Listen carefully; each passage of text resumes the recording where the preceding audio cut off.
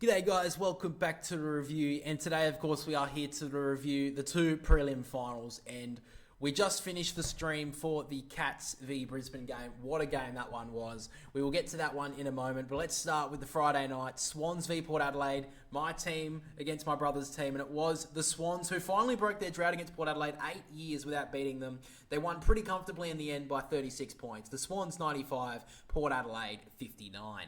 Now there was one injury concern from this game, which was Logan McDonald. He came off pretty quickly in the final term with an ankle concern and immediately was put on ice. So a big concern heading into next week for the Sydney Swans.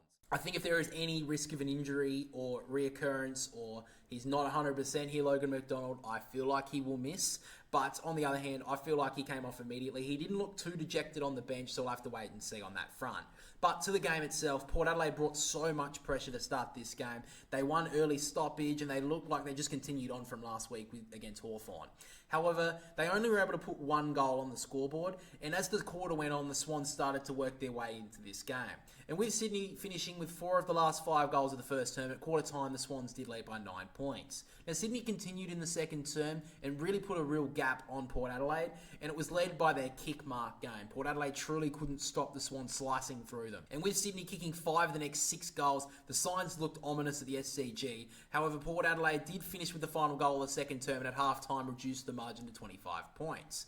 But the Swans started really well again in the third quarter with a classic goal from Chad Warner to give the Swans back that 5+ goal margin. However, the Swans, one thing they did do, they did leave the door ajar for Port Adelaide, kicking 4 goals, 6 in the third quarter. But Port Adelaide's method going forward was never going to work. They never gave themselves a chance, and at 3/4 time, the Swans led comfortably by 40 points. And in the final term, it felt like both teams knew what the result was going to be. Sydney probably could have played with a little bit more flair, but didn't want to risk an injury, I think, and it was really disappointing for the Power that they didn't try to force themselves back into this game in the final term, because I really felt like Sydney were playing incredibly cautious.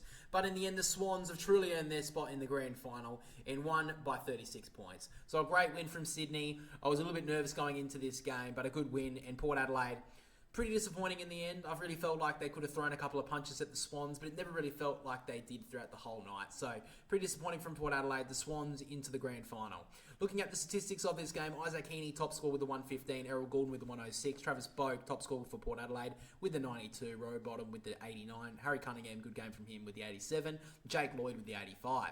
Now we'll get to the votes in this game. 3 votes went to Errol Goulden, 2 votes went to James Rowbottom, and the 1 vote went to Isaac Heaney. And after that, we get to the Cats versus Brisbane. What a preliminary final this game was. I don't think I've seen as good a game of this in the last 5 or 10 years. This was an amazing game. So many lead changes in the last quarter, but it was the Brisbane Lions who get themselves back into the grand final. Brisbane 95, winning 10 points over Geelong 85. Now, there were a couple of injury concerns from this game, one to either side, and whoever won this game was going to be having so many question marks on these players going into next week. So Max Holmes we'll first talk about, because they are the losing side, Geelong. He was off for nearly 15 minutes in the third term with a hamstring concern, but did return to the field late in the third term to try and give himself a chance, but eventually was ruled out early in the final quarter, and obviously now he won't have to miss another grand final. It's the exact same injury that he had missing in the 2022, so a real heartbreaker for Max Holmes. And the thing is as well, I think if he was playing, they definitely had a chance of winning this one, the Cats. And on the other side of it, Oscar McInerney hurt his shoulder. It was popped out in the second term, and he tried to battle through it. He did everything he could, Oscar McInerney, but he was eventually subbed out in the third quarter. And Brisbane actually did pretty well to play without him, but he is so important and so many question marks over him going into next week. But moving into the game itself, the Cats started really strong in this game. They brought so much pressure against Brisbane, but just couldn't put it on the scoreboard. Geelong kicked 4 straight behinds, and they just couldn't get a couple of goals to break away from the Lions. And in fact, Brisbane, after playing, I wouldn't say poorly, but just couldn't get the footy at the first term, they kicked the first goal of it. And after Brisbane kicked the first goal of the first term, they actually started to look a lot better than Geelong, and at quarter time did lead by 9 points. Now, Geelong started to work their way back into it in the second term, and by halfway through the second quarter, the Cats actually would take the lead back. Now, the Cats absolutely just dominated the rest of the second term. They kicked 7 goals to 2, and at halftime would lead by 19 points. And when the Cats kicked the first goal of the third term, it felt at that point that the Cats were on their way to making the grand final. But the Lions weren't done just yet. They kicked 3 goals in quick succession to get the game back to within 10 points and really started to look a lot better. They started to bring the game into chaos, which really brought them back into this match. Now, the Lions eventually broke in front late in the third term, but probably could have led by a bit more. They only led by 2 points at three-quarter time, but finishing the third term with 4 straight behinds really just left the chance here for the Cats. And going into the last quarter, it was a real arm wrestle to start it. The Geelong kicked 2 behinds to get themselves back to level, but when the Lions kicked 2 goals to break in front, it felt at that point that they had the game won. But the old heads of the Cats really broke into the fore, trying to give themselves a chance in this game. They kicked 2 goals in response and actually took the lead back. And then, what an absolute massive finish to this game. Lead changes, like I said, but with the Lions finishing with the last 2 goals of this game, they were broke out to 11 points, and a miss with about 40 seconds to go from Reece Stanley gave no chance for the Cats in the end. And unfortunately for them, after getting through to the prelim final against a massive win against the Power, they go out, miss the 2024 grand final. It is the Brisbane Lions who have made it in 2024. So a massive win from Brisbane. They are fighting for the grand final from outside the top 4. They have been in hot form. They've been able to fight back from big deficits in the last 2 games, and they are primed for the grand final as well. I think this is going to be a massive grand final.